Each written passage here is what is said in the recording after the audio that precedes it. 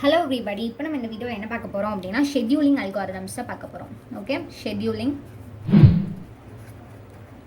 algorithms. Okay, so first scheduling algorithms I have four kinds. That one is first come first serve, that is FCFS scheduling.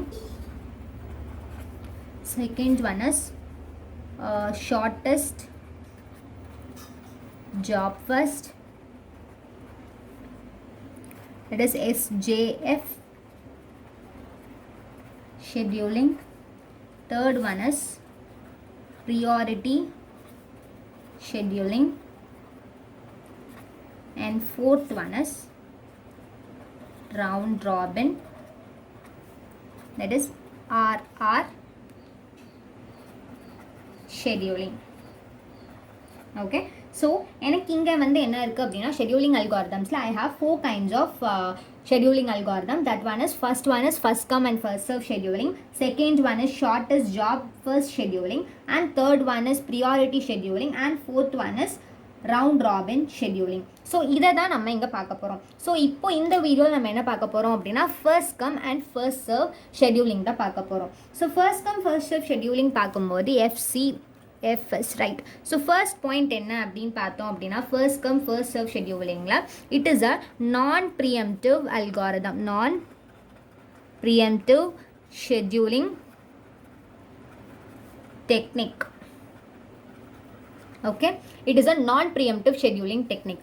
And second point is இதில் வந்து என்ன அப்படின்னா the process that request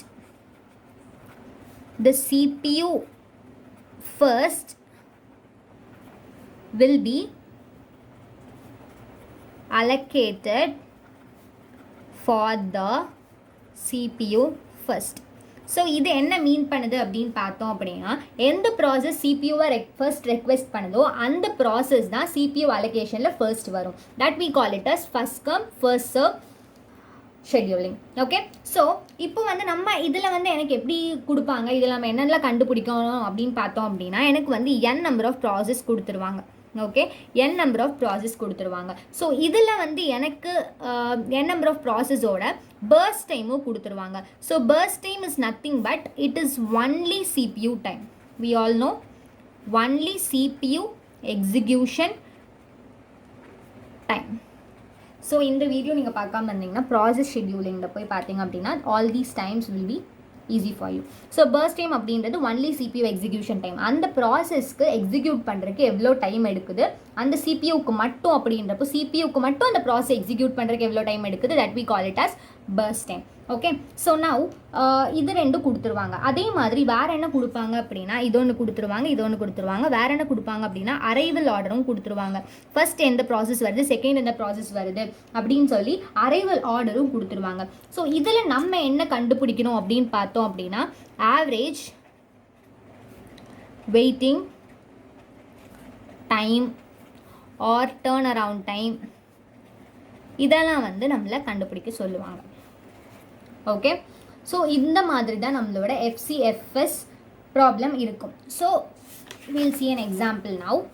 yeah, so எனக்கு இங்கே என்ன கொடுத்துருக்காங்க அப்படின்னா process first time, அதே மாதிரி அரைவல் ஆர்டர் கொடுத்துருவாங்க. Okay, process P1 P2 P3 அதோட பர்ஸ்ட் டைம் வந்து 24 3 and 3, arrival order P1 P2 P3. So what does it mean அப்படின்னு பார்த்தோம் அப்படின்னா எனக்கு ப்ராசஸ் P1 P2 P3 இருக்குது. அந்த ப்ராசஸோட ஒவ்வொரு ப்ராசஸோட பர்ஸ்ட் டைம் கொடுத்துருக்காங்க. For P1 it is 24, P2 that is 3 and P3 that is 3.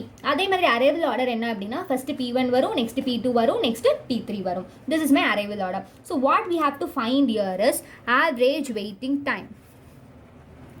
Okay, average waiting time. So average waiting time நம்ம கண்டுபிடிக்கணும் அப்படின்னா ஒவ்வொரு ப்ராசஸோட ஸ்பெசிஃபிக் வெயிட்டிங் டைம் கண்டுபிடிக்கணும். P1க்கு எவ்வளோ வெயிட்டிங் டைம், P2க்கு எவ்வளோ, P3க்கு எவ்வளோன்னு கண்டுபிடிக்கணும். It's very simple. So first நம்ம என்ன பண்ணணும் அப்படின்னா கேன் சார்ட் போட்டுக்கணும். ஓகே, யா, ஸோ P1 P2 P3 ஏன் P1னா எனக்கு P1க்கு அதிகமாக burst time இருக்குது P1. ஸோ இப்போ ஃபர்ஸ்ட் ஜீரோவாக தான் இருக்கும். ஸோ P1க்கு எவ்வளோ burst time அப்படின்னா 24 seconds. ஸோ 24. ஓகே, நெக்ஸ்ட் P2க்கு எவ்வளோ அப்படின்னா 3. So 24 + 3 what? 24 + 3 is 27. So 27 I'll get. Okay, so 27 + P3 ஓட வேல்யூ என்ன அப்படின்னா 27 + 3 is 30. Okay, so 30. ஸோ இதுதான் என்னோட கேன் சார்ட். இப்படி போட்டுக்கணும். இப்போ ஃபஸ்ட்டு வந்து waiting time for specific process என்ன அப்படின்னு சொல்லி கண்டுபிடிக்கணும். So waiting time for P1 அப்படின்னு பார்த்தோம் அப்படின்னா P1 யாருக்காகவுமே வெயிட் பண்ண தேவையில்லை. ஏன்னா அரைவல் ஆர்டரில் எனக்கு P1 தான் ஃபர்ஸ்ட் இருக்குது. ஸோ எனக்கு அது யாருமே வெயிட் பண்ண தேவையில்லை. So P1 is 0. So P2 அப்படின்னு பார்க்கும்போது P2 வந்து P1 ப்ராசஸ் கம்ப்ளீட் ஆனதுக்கப்புறம் தான் P2 ப்ராசஸ் எக்ஸிக்யூட் பண்ண முடியும். So it has to wait for 24 seconds. So P2 will be 24. So P3 வந்து P2வும் முடிக்கணும், P3யும் முடிக்கணும். சாரி, P3 வந்து P1ம் முடிக்கணும், P2வும் முடிச்சதுக்கப்புறம் தான் P3 வந்து எக்ஸிக்யூட் ஆக முடியும். ஸோ P1 ஓடது என்ன அப்படின்னா 24. 24 + P2ஓட எவ்வளோ அப்படின்னா 23. So totally I get 27. So P3 வந்து 27 வெயிட் பண்ணாதான் அதனால எக்ஸிக்யூட் பண்ண முடியும். இது வந்து ஒவ்வொரு ப்ராசஸோட waiting time. So average waiting time நம்ம ஈஸியாக கண்டுபிடிச்சலாம். Average waiting time is nothing but average waiting time is equal to P1 plus P2 plus P3 by 3, right? So P1 is 0 plus P2 is 24 plus 27 by 3. Okay, so 51 by 3. So 3 ones are 3, remainder 2, so 17. So average waiting time எனக்கு என்ன அப்படின்னா 17 is my average waiting time. This is my average waiting time for this process. இதுதான் வந்து FCFS scheduling. Okay, very simple.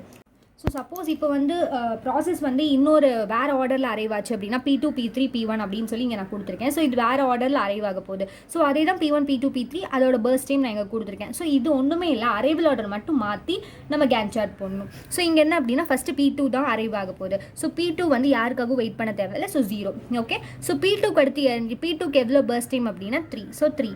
Okay, so P3 execute பண்ணோம் அப்படின்னா 3 + 3 I'll get 6. Okay, so next P1க்கு வந்து 24 + 6 மொத்த கம்ப்ளீஷனுக்கு I'll get 30. ஓகே, நம்ம add பண்ணிகிட்டே போடணும். எப்படி நம்ம போன ப்ராப்ளம் போட்டோமோ அதே மாதிரி தான். ஃபர்ஸ்ட் 0. நெக்ஸ்ட் வந்து P2க்கு எவ்வளோ அப்படின்னா 3. P3க்கு எவ்வளோ அப்படின்னா 3 + 3 I'll get 6. P1க்கு வந்து 6 + 24 I'll get 30. This is okay. So waiting time எப்படி கால்குலேட் பண்ணோம் அப்படின்னா ஸோ ஃபர்ஸ்ட் வந்து P1 வந்து P2 and P3 ஏன்னா அரைவல் ஆர்டரில் ஃபர்ஸ்ட் P2 and P3 தான் ஃபர்ஸ்ட் இருக்குது. So P2 and P3 execute பண்ணதுக்கப்புறம் தான் P1 எக்ஸிக்யூட் பண்ண முடியும். ஸோ P2ஓட டைம் எவ்வளோ அப்படின்னா 3 ப்ளஸ் P3ஓட டைம் எவ்வளோ அப்படின்னா பர்ஸ்ட் டைம் எவ்வளோனா 3. So 3 + 3 I'll get 6. Okay, next P2 வந்து யாருக்காகவும் வெயிட் பண்ண தேவையில்லை ஏன்னா அது அரைவல் ஆர்டரில் ஃபஸ்ட்டாக இருக்குது. So 0.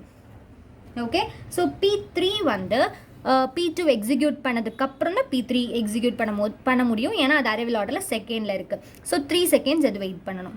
Okay, very easy. So இப்போ என்ன பண்ணணும் அப்படின்னா ஆவரேஜ் வெயிட்டிங் டைம் எப்படி கால்குலேட் பண்ணுவோம் அப்படின்னா 6 P1 + 0 + 3 by 3. So 6 + 3 I'll get 9 by 3. So 3. So average waiting time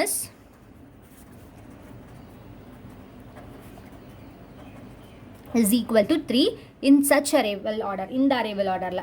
okay, so இப்போ நீங்கள் பார்த்தீங்க அப்படின்னா இது வந்து அதில் பார்த்தோம் அப்படின்னா எனக்கு 17 கிடச்சிச்சு. ஓகே, இங்கே எனக்கு 3 தான் கிடச்சிச்சு. which is so it is much better than previous case. So arrival order பொறுத்து என்னோட வெயிட்டிங் டைம் வந்து ப்ராசஸ் டு ப்ராசஸ் வந்து எனக்கு வேரி ஆகலாம். Okay, I hope you are clear. இதுதான் FCFS ஷெடியூலிங் அல்காரிதம். நான் உங்களை நெக்ஸ்ட் வீடியோவில் பார்க்குறேன். சேனலை சப்ஸ்கிரைப் பண்ணுங்கள். தேங்க்யூ.